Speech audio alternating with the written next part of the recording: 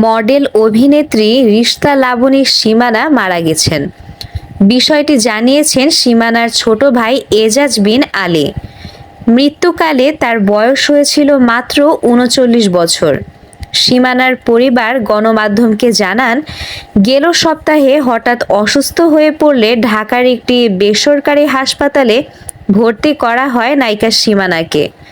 চিকিৎসকেরা জানান অভিনেত্রীর মস্তিষ্কে রক্তক্ষরণ হয়েছে। এরপর শারীরিক অবস্থার অবনতি হতে থাকে। পরদিন আরও উন্নত চিকিৎসার জন্য সীমানাকে ধানমন্ডির আরেকটি হাসপাতালে নেওয়া হয়। এরপর তাকে ন্যাশনাল ইনস্টিটিউট অফ নিউরোসায়েন্স হাসপাতালে ভর্তি করানো হয়। গত শনিবার এই হাসপাতালে তার মস্তিষ্কে অস্ত্রোপচার হয়।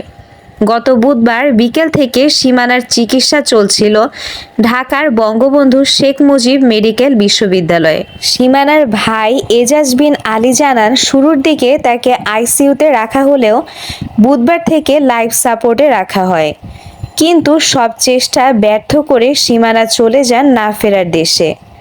উল্লেখ্য, সীমানা ২০০৬ সালে লাক্স চ্যানেল আই সুপারস্টার প্রতিযোগিতায় মাধ্যমে বিনোদন অঙ্গনে কাজ শুরু করেন।